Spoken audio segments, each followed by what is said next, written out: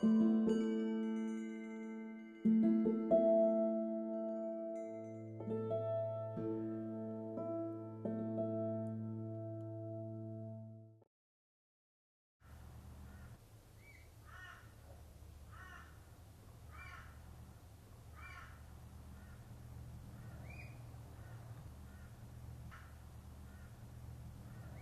I'm a collector. I collected ivory, I collected stamps, I collected gemstones. It's usually a hobby that turns into a business. It's always been that way for, last 40 years. You know, it's just one thing that turns into another. I had a lot of rare seashells. I don't know where I was once, but she sold a lot of them on me. And I started on something else.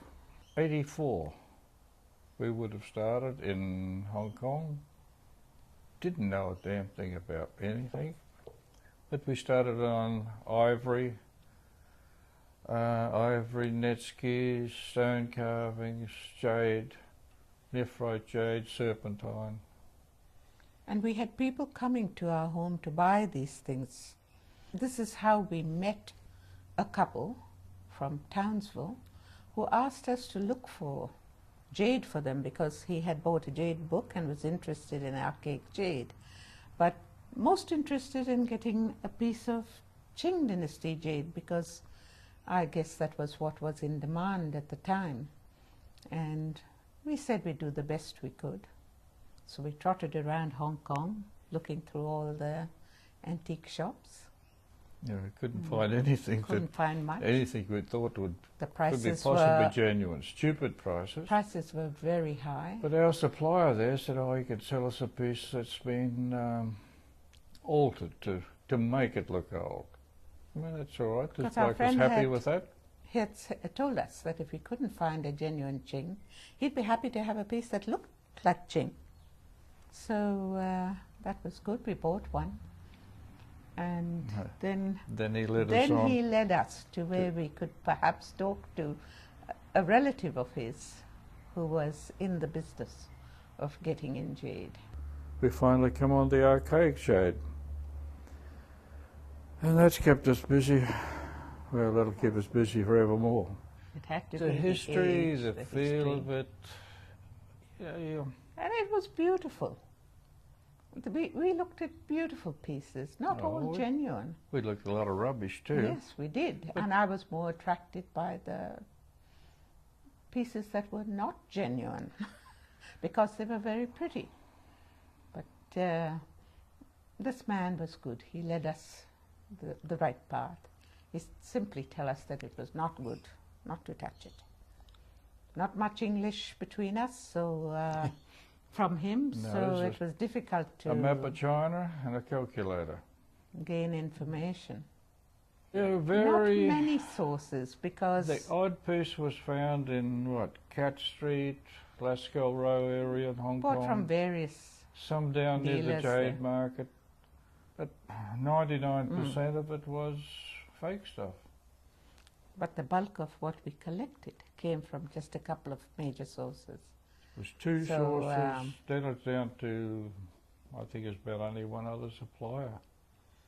The first source we had was actually taken over by the second source. And he just completely disappeared, went out of business and vanished. Never saw him again. So we got some very fine pieces from this man. But as soon as we realised it was definitely genuine, Knew what to look for. I went every month for, close to 2 years, wasn't it? That would be right. Then we started bringing, this was just carried in the port. Then we started getting shipments in. We were taking big stuff, things, big things. And little things, also. And a mixture of whatever was available at the time. There could be 5, 10 crates of it. Well, the collection came so fast. We got too many jades and we did not store them properly, that was a problem. We didn't have enough storage for them. So they pretty much were hard to deal with. And in time of flood, of which we've had two, they were particularly hard to clean up, tidy up, get into some order, because there was no order. As they arrived, they just got put anywhere. Because we had a lot of collectors coming to visit with us, it made it very difficult, because jades would be taken out and then plonked back anywhere. And that's not blaming the collectors who visited. We did it as well. We simply did not put them back where they should go, and that caused a lot of problems.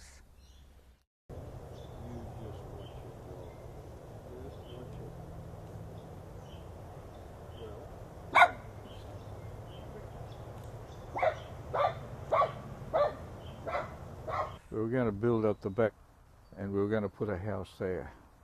Up on the higher ground. Then we found a bit more jade and spent a bit more money, and the house went into dreamland. Jade, I can look in these rooms and see a beautiful house. But I do love the jade now. I didn't so much at that time, because it certainly took away from our plans. The first of what we found was actually Langchu jade. We knew little about it, but it was cheap, because for them it was ugly. They didn't like it. They wanted to sell all the pretty things, mainly, that were not good, that were reproductions and fakes. But Tony got very taken with the Langchu culture jades, because that's what, to him, was the only good stuff that they had at the time. here's our collection of, well, Langchu, predominantly Kongs.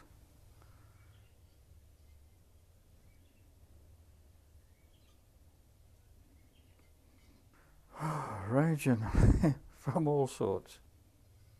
Antigorite, very few Antigorites compared with nephrite. That's Antigorite, Nephrite. These are all nephrite.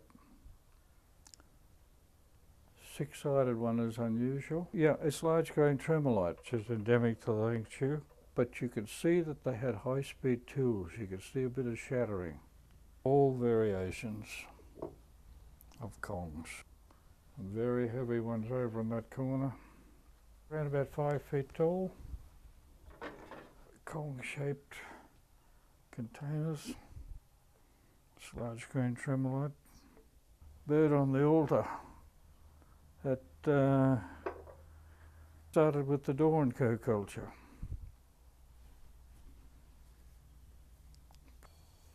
So Langchu.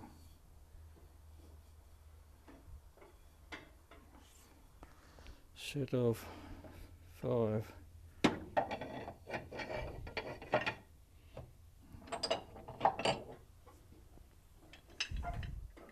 All sets, some of them are very tatty.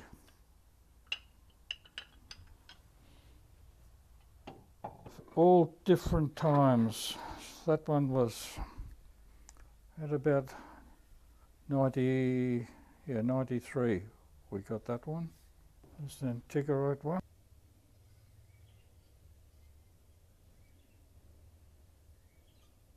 But the variation.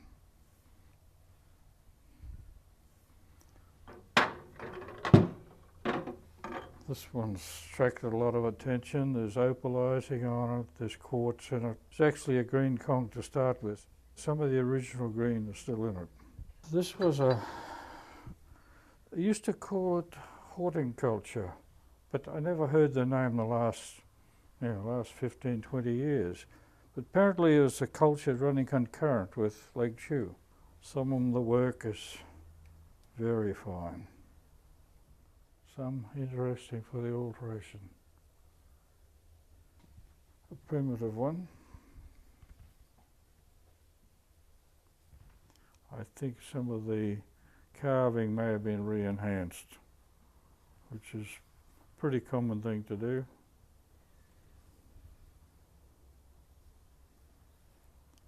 But interesting material.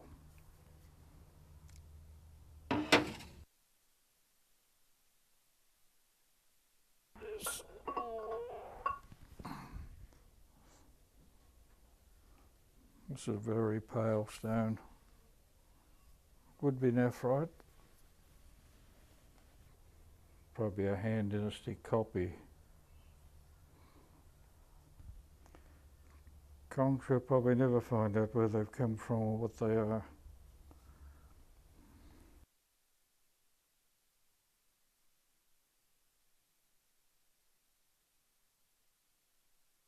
This is probably Tang or Sung, more likely Sung Dynasty. Going through the Warring States pieces, Han, this would be Warring States.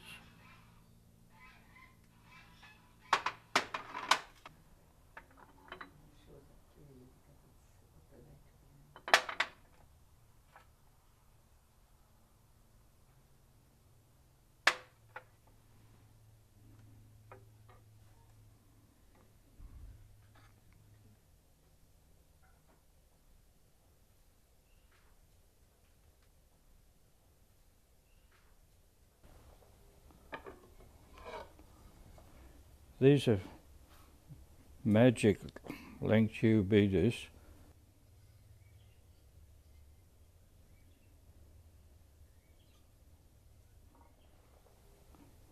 They got the bird on the altar, the mask. Beautiful material. With partial cinnabar absorption. There's been another blade or something covered across there, which has protected that lot. We had no idea how long this would last. We thought it would go on endlessly. We didn't know that it would finish because there was quite a lot. The Langchu slowed down, almost completely finished in 93, 94. Yes. For many years. About 5 years. Yeah. About 5 years we never saw. You couldn't find a decent corn or much anything, at all. and all of a sudden, yeah, there was a glut of it, and then it stops again. And then we started to notice that trend, which meant they were in certain areas. When we were getting jades from a particular time, it was that trend. We'd get it for a short time in spurts, and then it would drop off. They'd be in another area. It's the looters, you know, and where they are excavating at the time, the illegal excavations, where they're happening. It was somewhat seasonal too, because a lot of it was coming from, you know, areas that would be covered with snow and ice in the winter. It seems to fluctuate with the seasons. The most constant one, when it started, was what we were calling Hongshan. Of course, it could have been from all the surrounding areas, very difficult to separate them. Some of them ran into the Shang dynasty, we thought. People reckon Hongshan finished at a certain period in history. I think we've now got proof that it continued right through to the Shang dynasty. We have a set of 8 seals, very distinct Hongshan figures, but with Shang inscriptions. Some heavily deteriorated, but beautiful coloured jade underneath. Yeah, very distinct jade from the Hongshan period. So this puts the dating entirely different to what is recognised. Well, we couldn't, for a start, we couldn't buy, Qing jades. We couldn't buy they were anything. totally unavailable except in the Qing antique jades, shops. we've had to wait 20-something years before we started getting onto. I never used 3 to years? collect Qing. I just couldn't find it. I wasn't happy with it. Maybe because I couldn't tell the difference between, a Qing jade cleaned up is no different than one just carved. So, And we saw plenty of that was just carved, that was very comparable with what they were calling Qing jade. but we've only Couldn't been pick them apart. collecting Qing for what, 3 years? Yes, the bulk of the larger, darker Qing. Well, I think somewhere in the mid-19th century, some time of conflict in China, What was in the Forbidden City was, it was taken out. It was hidden underground. It's definitely, it's definitely been buried. Some time of conflict, could be in the Opium Wars, it could be something else. And I just reckon all this went underground, and it's come out more recent history. We tried to investigate that, where it came from, and we were given two localities. Two localities in with nothing to Shanxi pinpoint, province. just Shanxi province. But what you can believe of that, it could be just That's leaving just not particularly reliable information. We did notice that one area where the later was later a and later period in the not very chain. good material. And but the other some were area earlier, finished mid-chain. after Qianlong. We got only one piece later than Qianlong, and it was Qing, the son of Qianlong. So it's got to be buried or hidden underground just after that period, 1820 to 1860. I'd guess it's been hidden underground. And this is what, I don't know who's dealing in it. It's just coming out bit by bit. But now it seems to have almost completely stopped again. This is a common theme in Chinese porcelain. Never seen it in jade before. I'm not sure if they call it the 100 children or the 1,000 children. It's a light spinach, Qianlong inscription.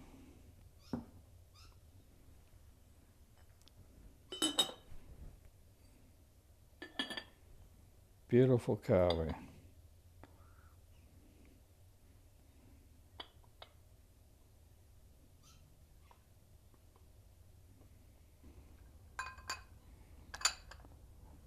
Part of a set that it was apparently given by the emperor to a member of the royal family.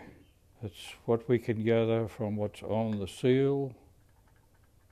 Beautiful spinach jade. There is an inscription there, but it's apparently another part of palace collection. This, not certain if it was a brush pot or meant to hold a scroll. No idea. Its inscription is fine national treasure. It's a 5-toed dragons. It's Spanish Caracas River jade. Very fine work. And also very heavy. This is an imperial piece. Little worse for wear. It's the 9 dragons. Qianlong inscription. Seal of the Son of Heaven, obviously referring to Kangxi. The smaller seals showing everything showing 5-toed dragons, imperial.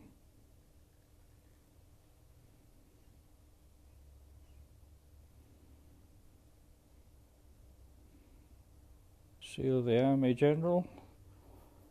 Chinese and Manchu.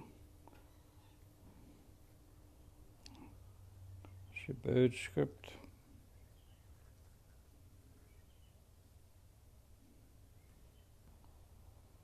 Hard to see the colour in here.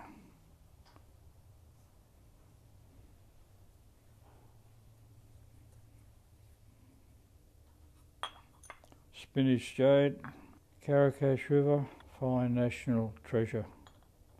The inscription is a set of seals, mountain scenes on one side and the other side are all horses.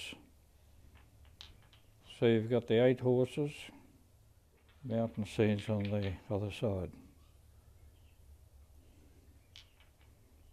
Very well carved. Yurungkash River jade, cleaned up, that'd be a very striking black and white jade. A large variation of Ruyi scepters. This is one of my favourites.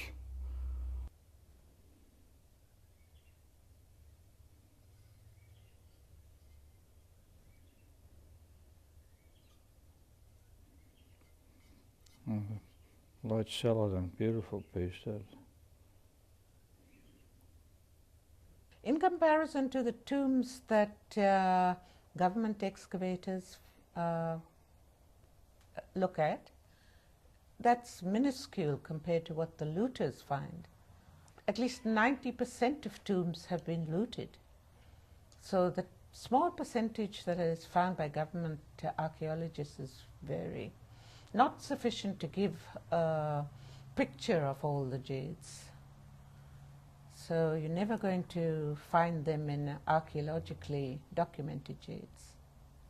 There's got to be a much wider variety in the collecting population. Well, we got a lot of pieces people had never seen before because I was buying just about everything I could get my hands on. You see, most of the museum jades are very much selected jades. Museums and old collections selected a type of jade. They didn't pick big pieces of junk They like didn't this, like these pieces. They didn't think they were genuine right from the beginning. Many years ago, I think they were avoided. The museums and bigger collectors liked to collect a type of jade that looked similar. It appealed if it resembled something in a museum or an old collection. And that was the way they gauged whether it was genuine or not. There's hundreds of pieces here. I still don't know what they were used for. You know, strange looking things with holes cut through them. It looks like part of something else. It may have been attached to wood. Was. Very likely. But it's the curiosity.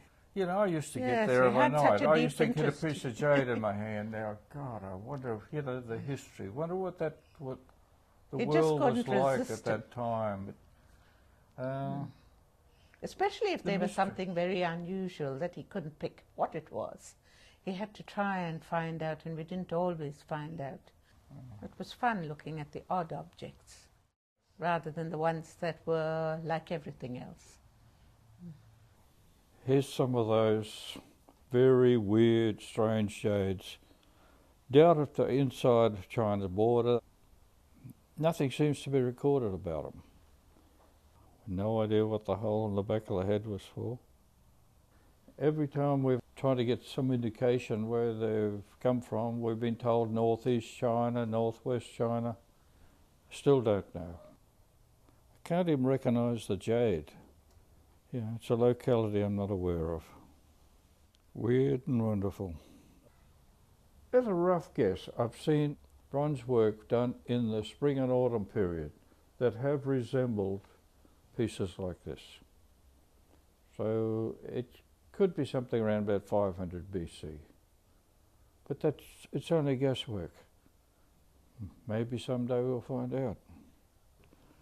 There's probably a couple of dozen of them altogether.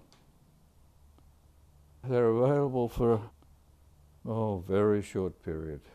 They came out and all of a sudden a large crop of fakes showed up. How do you arrive, or how did you arrive at an authentication process over the years? What is it that somebody taught you, or that experience taught you, to allow you to pick up a piece? Well, no one taught us. We didn't know anything about internet or anyone else that knew anything about it, quite frankly. And we went on, many years just trying to judge it ourselves. Well, see if the type of jade matches the period. When you get to know what sort of jade, okay, for instance, like all that there, that was Khotan jade, Xinjiang province. That was not used up the far north of China or different areas. And if the piece of the carving didn't match that period, well, you smelled a rat. So then when I was buying a piece of jade, I was looking sometime in the shop, I just wet my thumb, touch the piece of jade and smell. You could tell instantly if it was genuine. Gases. Some of it comes from a gas in a burial or an earthy smell to be near a body in some cases. The most common alteration we've seen are the raised crystals. We could see there was something that was not attached right from the start. But that when was they very start easy to see. Trying to copy the raised crystals, they hit the surface of the jade with acid to make certain crystals appear to stand up. The surface was smooth to the touch. It just appeared to be raised. You can easily mistake it in a picture. Buying from a picture now, or any time, is so dangerous because the piece could be serpentine, it could be stained, it could be glass. Glass has become popular. It could be Definitely. moulded. Somewhere they would make a mistake with the mold and there'd be a blurring of a character or part of the carving. They never got the molded pieces clear enough. A little bulge above the surface where you know darn well it's, you know, if someone carved it, it wouldn't be there. Previously we were dealing in a little bit of ivory netskis. We started to see the fake ivory made with a resin and something else in the resin. And by gee, they were a good match. You could hardly tell the difference. And this is where we first started seeing moulded material. But they've applied it to the jade as well. It's very common for them to use pieces that Yeah. look old to start with. So they incorporate the weathered areas into the jade, into the carving. They make sure they've got some of it there. So that's distracting. You had to really look at the aging within the lines, because if there was weathering on the surface, you expected that it would You know, be you within the expect carved secondary lines. mineral, any weathering, to go over the cut lines. When you see a piece, you know, it looks weathered, and you see beautiful cut straight through the weathering. Well, you know it's contrived.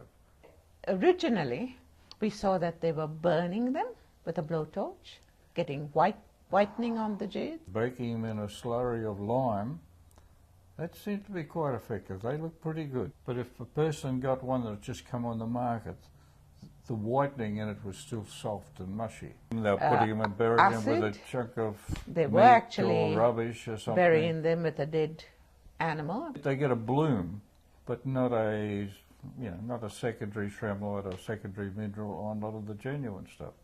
It's easy to see between the lines when you've got the comparisons. Yeah, I hate buying forgeries, but Patricia, you know, she keeps asking me, "Oh, buy this, buy that," over in I Hong Kong. wanted to do that because I was discussing it And on the we've forum, got quite a good collection and I of thought them, it but, would be nice to be able to show them. you know, that's a Good real bad instance. fake. But a lot of people are buying likes of that as genuine, and I They think like that's the colour genuine, and I the think clarity. that's the fake. But it's the other way around. And you'll get people, pushing this on the internet, showing that, we're selling or have got fakes. They're calling it the fake, and then they advertise something like that themselves, calling So it that's genuine. the genuine one. It's quite obviously serpentine. The cutting, it's well done. What about the whitening on The that whitening is an patches? acid. Yeah, You've got an acid treatment. stain on serpentine. Yes. See, we dealt in serpentine for a long, long time. And we're able to Reasonable quickly judge pick of up it. the serpentine. But the dirt is contrived. It's put in the cutting lines. It's been, maybe a They've bit- got to disguise the clean tooling. Where some of the dirt has fallen out in a modern one, you can clearly see the clean cut. See, Patricia's got a Dremel and everything here. She used to carve opal. I've had a go at carving sapphire. So we knew a little bit about tool marks. It's very obvious. It was, almost instantly you can tell the difference. But it's only because we did that previously. Well, we always look for something, with something very distinctive to say that it's genuine. You will find everything here has got something to show that it's genuine. But it's a combination of the lot, knowing the dynasty, the period, where the jade come from, the smell, the tooling. The feel. You've got to look for something Yes. that cannot be reproduced. Then you know you've got a genuine piece to start with. Some pieces are so good, but I think, well, God, when in doubt, chicken out, forget about it, don't buy it. Very good quality piece of Lang Chu Kong. They were doing this on a duplicator. You know, we didn't know much about them until we were getting some ivory net skis made many years ago. And they get the original one here and they're doing a duplicator. Incredible, but this is the first time I've seen it on larger pieces. And there's the copy partially finished. Everything is exact, but it's not a finished piece. They were to stain that, and by the time they're finished, you don't know how old it is. But the material, I've never checked it out. But you tell by smell, you maybe just wet your finger and smell. If it's a genuine piece, you would get a pretty strong smell. Sometimes I used to carry a very short piece of dentist probe. Just give something to scratch. You soon find out that way, or get kicked out of the shop. Here's another case, Charles. That's genuine, that's a fake. But as I was buying these, I think there were 17 pieces of jade on the floor. I was too lazy to bend down, so I was just brushing across with my feet. I get home and I pick this piece up, and instantly you can feel it's a fake. You've got sharp work, you've got straight edges there that that shouldn't be there. It's a porous jade with inclusions. Yeah, it looks perfect. The first thing I did when I realised this was a fake was just wet it and smell it. This one was so strong with that, there was nothing.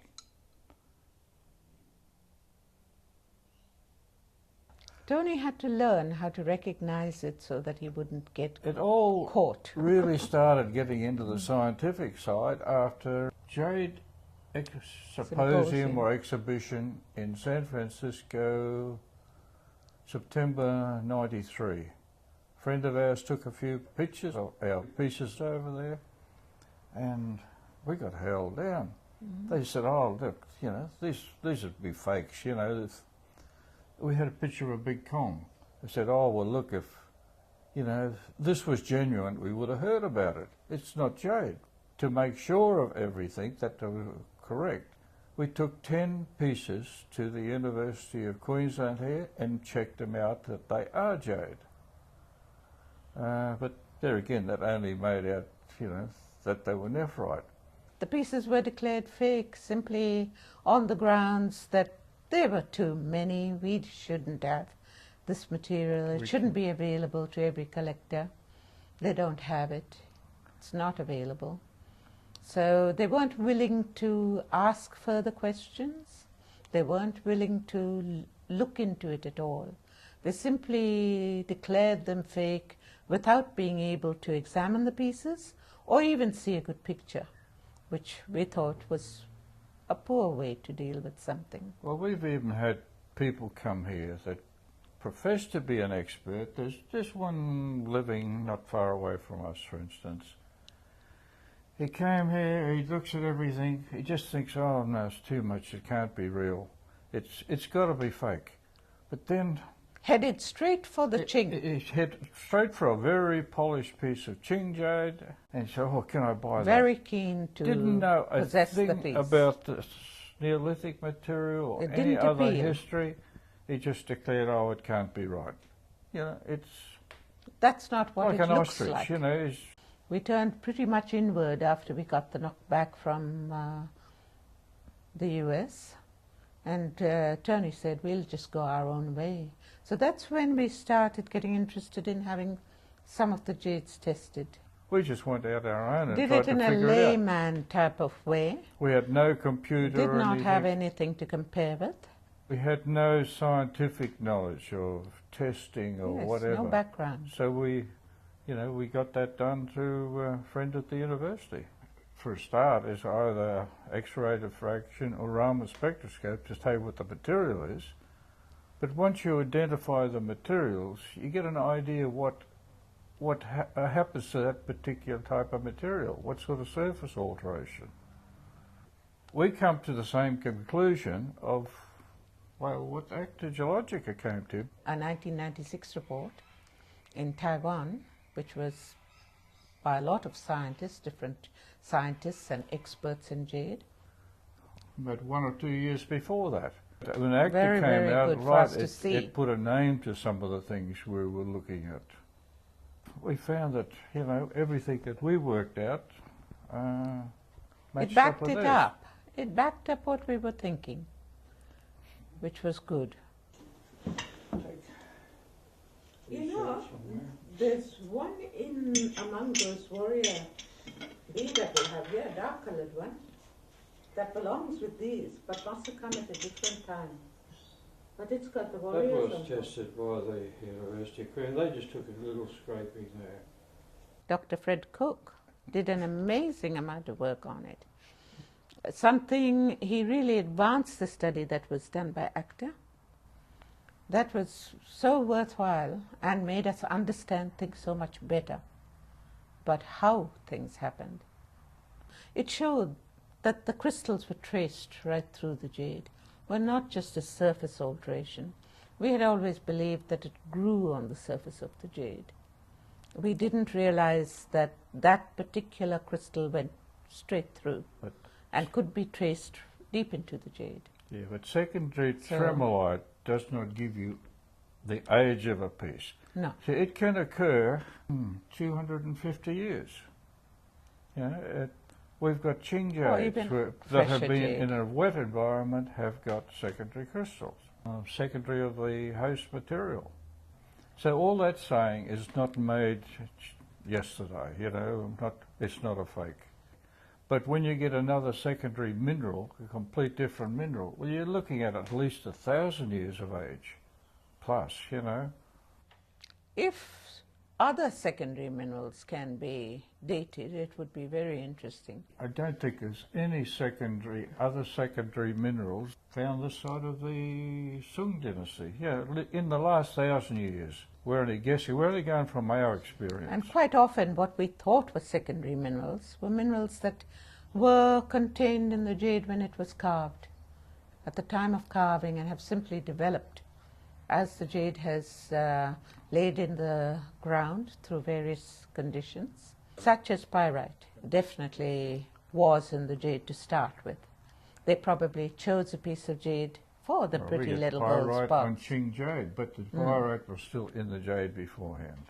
It's not Yes. something that gets just adhered to the surface. It's a subject that I think scientists have found very difficult to work with because so little of, they vary so much, the secondary minerals do vary. We can test out a piece, it's nephrite or it's, you know, antiquarite We could very name quickly. the mineral. But then when you get another mineral attached to it, the machine could be going for hours, and we're paying a lot of money for We testing. ran out of funding and we to still be able don't to know do what this. the material is. They come up with a number or something, but they can't seem to find it. fingerprint and find out exactly what it is. There's so many other material mixed in some of these tests. All you can do is call it a hemijade. But it was the great expense of testing secondary minerals. That We made just it gave so it away. difficult. They are destructive. So you could only use damaged pieces of jade. The reason why museum jades are not tested is because they don't want to cut them up, do they? They must have broken pieces they could do destructive tests on. And for some reason I've never seen this recorded.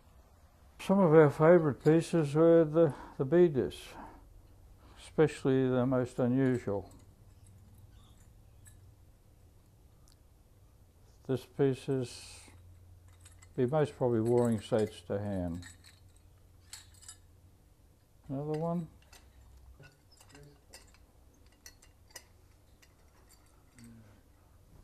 Such good material. Just give it a little rub with your hand and oh, it shines up beautiful. It hasn't been cleaned or polished.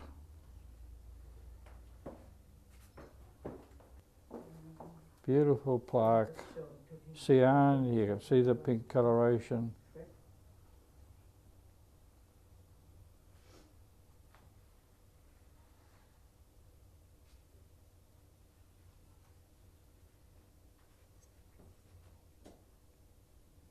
forgotten that piece. I never realised it was so fantastic, you know.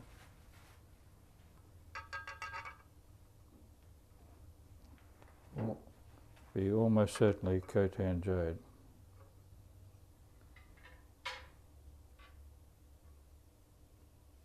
Khotan jade, I would be calling a Western ham.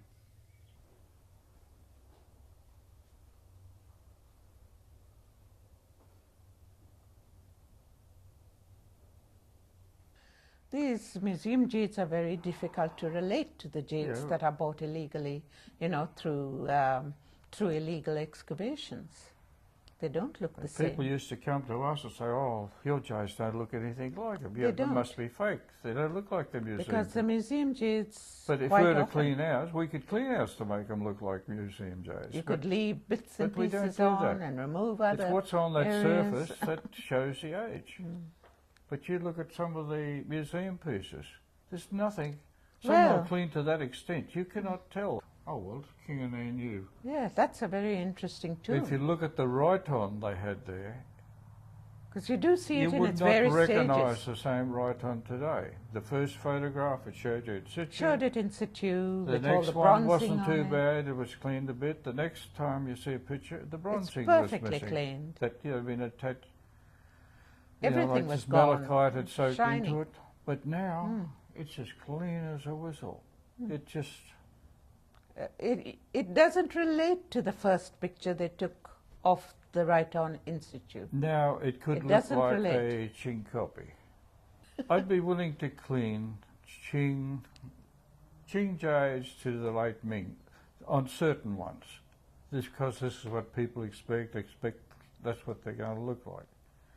But after that, I'd be very reluctant to clean anything Any too further. much. They're obviously clean to an extent. You where know, they're brushed, you'd mainly wash washed something. and brushed, you know, perhaps. I probably could brush it with a piece of paper or something, a bit of a, but not with a diamond finish or anything like that, which a lot are obviously doing. You see a lot of them in the books that are very obvious. They're jades from the Warring States and that, but they've been polished with diamond. That Or takes up. buffed up or waxed or oiled, which was very common practice in those days. Even Yang Boda mentioned this in one of the articles he wrote about what they do to the jades afterwards. What a shame it is that a lot of the patina is lost, See, original patina. there's nothing here And that it was I've just ever the done thing.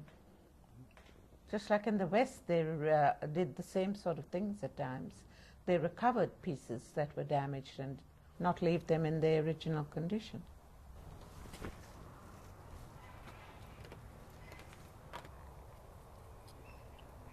hydrochloric.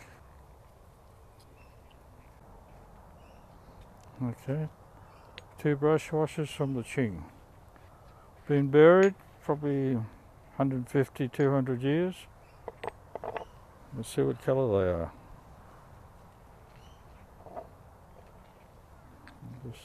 And look.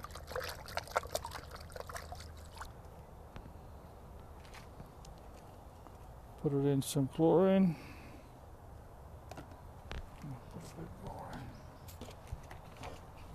Do this one, much lighter material. The hydrochloric doesn't necessarily alter it, but it seems to allow the chlorine I dip it in later, seems to allow the chlorine to attack it. Now the first one is starting to change, probably via celadon. Wait about 10 minutes and I think you'll be getting a colour change on that. Okay, they've now been soaking, what, about 45 minutes?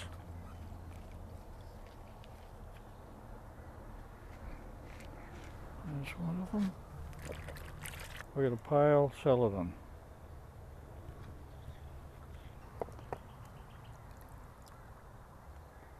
So the real dark one, it's a medium celadon with some grey and russet marks.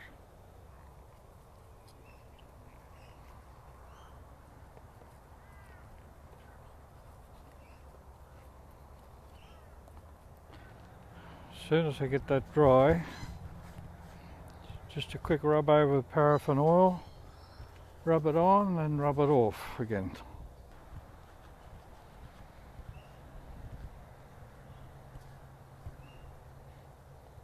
Pretty nice little brush washer.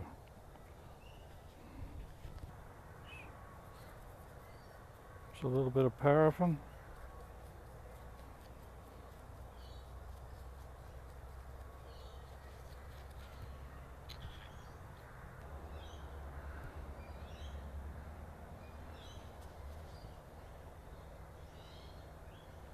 That's virtually the finished product. You may have to put another bit of a cleaning with paraffin, but it's going to have a perfect matte surface. No damage to it whatsoever. And that's how you clean a Khotan jade. Yeah, I think it's sacrilege. Yeah, you can't go altering a Lang tube piece or a Shank piece. Yeah, it's just not right. But you can experiment with a bit of rubbish or a broken piece. You can go through some of the books of collections, old collections, and some have been left relatively unscathed, where others have been very well cleaned. We know dealers So there's that a bit have of a got a variation. Lang tube B-disc, and they just polish the surface like a mirror. Yeah, that's destroying every... But they do select pieces to display as compared with things here that would not be something they think would be good enough to put in a museum. Not long back I committed what I'd call sacrilege. I experimented on a Warring States B-disc. It was a brownish, quite ugly looking piece. But what came up was something really incredible. But it's clean, but the surface you can still see all the coloration, the alteration. Everything's still there to tell its age. It hasn't been wiped off entirely like some of the museum pieces you see. I still don't know whether I'll do it on any more. Well, you go on Christie's auction, you'll find 90% of it, or 95% of it, will be Saladin coloured jades. To be light. That would be predominantly Qing. You just get the odd piece from another period. The Christie's auction that had the Sackler, or they called the Sackler collection, which means jades that might have been in Sackler's collection at some time, they fetched extraordinary prices, and that's simply because of the name. Where Sackler's collection originally came from dealers in the US that he trusted. And they weren't pieces that were documented, excavated, archaeologically excavated, but they got the name because of the people who authenticated them.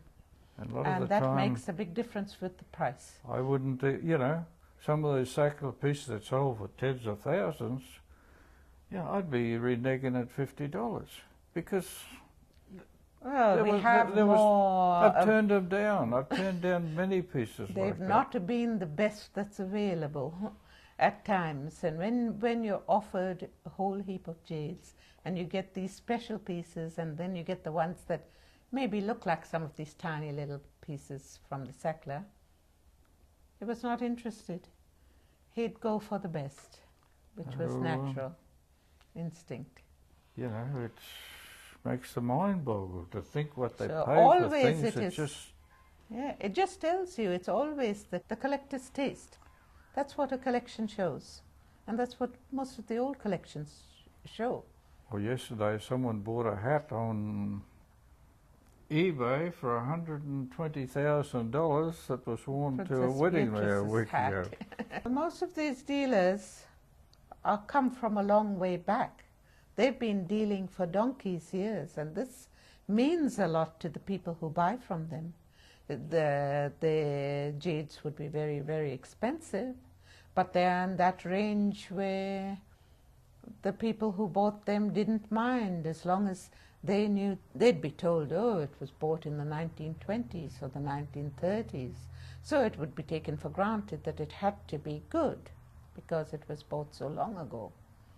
But I don't think the education of jade collectors has got that much further since then because there's not a lot of scientific work being done, and that's so important in the field. Yeah, well, we've sold Isn't it? pieces of jade. Say a dowel blade, for instance, that we've sold for $1,100 or $1,200. We've seen the same thing sold in for a high-class dealer in America for $75,000. This is how Yeah. much it could vary. It This just is, depends on you know, who's selling it and where it's being sold. And what we sold, in my opinion, is a better piece of jade. So it's so variable. It depends who's selling it. eBay made a big impression on the market, on the high-end dealers, because they no longer wanted to sell anything that looked remotely like what could be purchased on eBay. So they were careful to say that the eBay jades are simply market jades, and they were not genuine. And they showed that their jades could be a little different because they were selectively bought, very selective. They made sure they resembled something that was in a museum or an old collection before they sold them, and fetched enormous prices from people who trusted them entirely and did not trust the market, because the market is a very touchy market. It does sell mostly fakes. But even So- some of the big end dealers are going to flea markets and stalls to buy their jade. That's true. We know that for a fact. That's true. They walk the same places we have walked looking for jade, and buy similar sort of jades, but might do something to them to make them look a little bit more high-end, make them look more like the museum jades. Here's one, for instance, I sent away to an auction. Previously, they couldn't sell it. It looks gruffy, white, ugly looking piece. But after a quick clean, it was only, wouldn't have taken 20 minutes to clean it. But now, everything's natural, but it's a beautiful piece of Qing jade. If you look closely, there's actually engraving on the animal, but I've had a little bit of paraffin oil on it that hasn't dried off yet. But the difference is incredible. Well, China's collecting now. They're starting to buy back their heritage. This is why the prices are going up. It may be why it's disappeared. But gee, there's very little good jade available now. The odd article we've looked at on the web shows you that, doesn't it? It just shows that they are collecting, and nobody seems to be worrying too much about it. Quite often the best pieces were cheaper because they showed a lot of alteration, so they weren't very interested in them. And they preferred the ones that were clean and pretty. Good color was very important. So they were the pieces that could fetch the highest price. They thought if a piece was deteriorated, showed a lot of alteration on the surface, that it was not worth much. And if it was a simple carving, such as Neolithic carvings, they also thought they weren't worth Very much. little interest. They Very were more little interest, interested, yes. say, in the 90s, like a bit of whitish jade that's been hit with a blowtorch was more popular to Chinese collectors than archaic jade. But in recent times, it is It's definitely it has changed. We have changed seen the views And, change.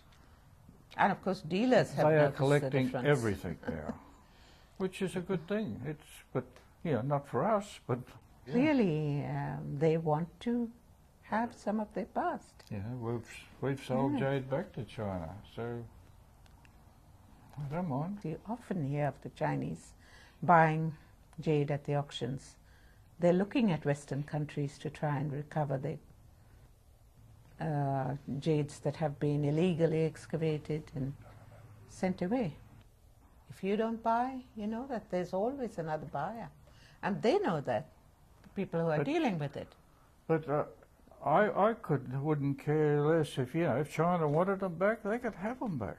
That's the way I feel. It's not, we're only minding The point them, is, aren't we, I think this is only my thought. It's not something I'm certain of.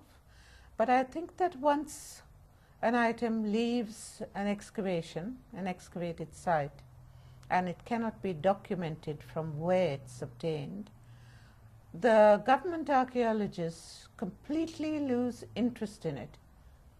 And that is a sad thing, that they don't know enough about, or don't want to admit enough about what is found legally, and compare it with pieces that have been illegally extracted from tombs. They should be able to compare it and say, yes, this is possible. Even if we cannot say exactly where it came from, it does compare. I'd love to see that happen. We've heard stories about when they were building. Or Yeah, okay. Say the Three Gorges thing. Yeah. Now, there's probably about 15, 20 jades sitting up there. Beautiful pieces of jade that were underneath a bulldozer. We were told that We're they came able to from there. get those jades. We're protecting them at least. And if they want them back in China, they can have them back. Yes, we would be quite willing We're to return them if they actually wanted them. protecting the item, not burying it under, 100 metres of water. We've heard of cases where bulldozers had, during the building of the Olympics, Three Gorges Dam They were and the going behind the Olympics, bulldozers picking up people pieces. were picking up shards of pottery Yeah, and but anything they could find that was being turned over by the bulldozers. And this was reported. I read this in an article in a Chinese we're not destroying newspaper. their heritage, we're protecting it by, Yes, where they were following and picking up stuff. Someone noted it and contacted the some government source saying really should be doing something to protect this, but nothing came of it. But nothing. when we're gone, this will be going somewhere else, to a museum, or, it won't be sold out of Hopefully. the boot of a car at a flea market or anything. No, hopefully It'll it be will going preserved, somewhere Fred. that people can see it. Can It'll still see be it. protected. And it's something you have to remember to do in your lifetime always, not after you're gone. Yeah, we've been trying to work this one out, but I've been trying to impress that upon him. well, I'm not going to be around that long, but it's, someone You never else know how long you're going to be around, but you need to do something to protect a collection you've taken a lot of trouble to put that's right. together and to study, to learn about. It's been important. If they say we want this back, it clearly says that is a genuine piece and you would happily give it back to them. Mm-hmm. Wouldn't you, after taking lots of Oh, pictures? I would if they're going to do the right thing with You it. make sure you take 1 million pictures first. As long as you don't get another Mao and a cultural revolution. No, I don't think that's going to happen. This all survived the culture. Can you imagine that was What flying they around there? destroyed in the Cultural Revolution is just absolutely criminal. I agree. So you look at the old black and white film on it Oh, of the this things red, they're smashing to pieces. what were they called? The Red Army? All these Red young Guard, Chinese boys and girls going around and pulling stuff out of temples and smashing them out All right, on you want to take on the this street. off? Okay. Here's some of my favourite jades. They're Western Han, found near Xi'an. The workmanship is absolutely magic. And some of the things about them, see this one?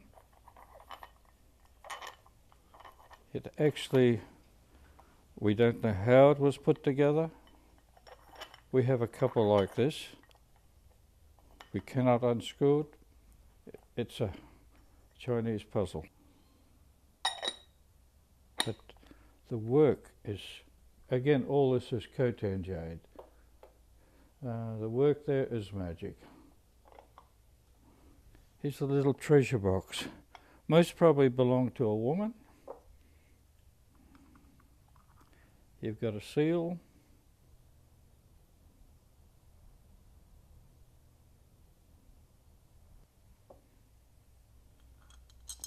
and two hungs. But workmanship again is exquisite.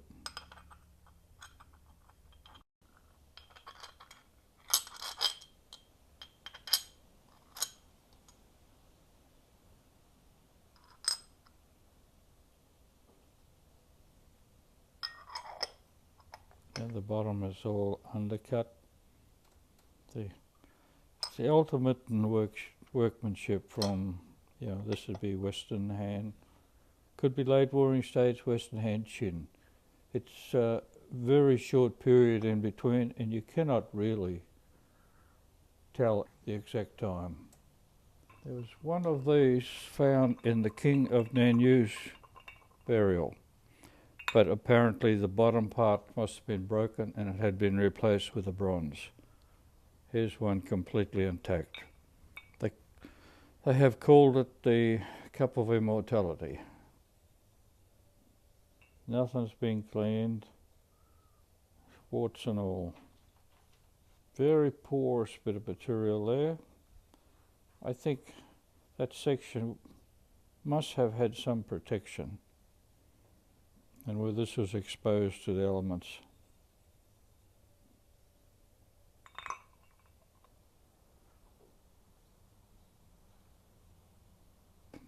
There's a lot of alteration, there's some fair bit of erosion, but still beautiful workmanship.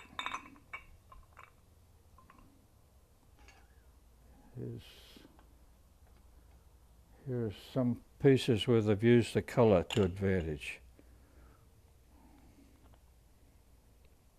Again, the most incredible workmanship I've ever seen on, I think, just about in any jades. But they've used this colour wherever possible. There's another piece, same coloration, we have the stand with it. Pink, brown, green, and inside we have the seal. We don't know what it says, we've never had it read. But it must have been very, very important.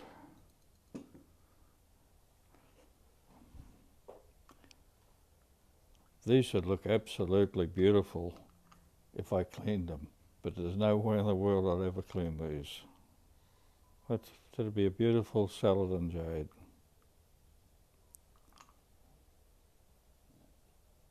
Most probably could have been Warring States period, when they had so many different late Warring States chin, where they had so many slaves that they put to work. But a piece like that, you must be looking at nearly a year's work for one man. And again, but I think we'd probably have 30 to 40 pieces of this. Every piece is magic. It's like this.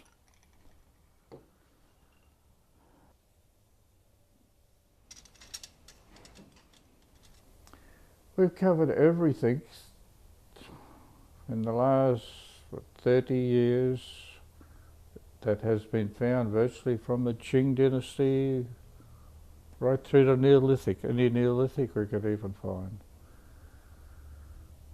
But I'm not particularly keen on any one period, I think we like the lot. Every culture, dynasty has got something different, it's got some interest. I'll never learn all about the history of it, but I find I never get sick of it. Okay. Life in Burpengary has been birds forever and ever. Tony collected so many birds. That's why we had to move to this acreage, so we wouldn't disturb all the neighbors. And he had as much trouble parting with a baby bird as he had with parting with a piece of jade. Some of them you get attached to and that. The one time he advertised birds for sale, they were cockatiel babies, and he would inspect the people who came to buy the birds. If they didn't have the right sort of carrying equipment to take the You birds, see someone right come sort of in with a cage with a The coat square hanger. coat hanger in it for a perch and that, and says that where they're going to live and that. Tony, No, I'm I very wouldn't. sorry, I can't sell you this bird. You know, not unless you know, someone comes in with a cage, it's got droppings from another bird that's just died. Well, you got a disease straight away, the bird's just going to go out and die. So why you sell it, you know, I wouldn't sell it to them. It definitely wasn't for the money. So birds have ruled our life, and now Jade is ruling our life. We brought him we bought him just from a pet shop. The poor birds, they were in such a state.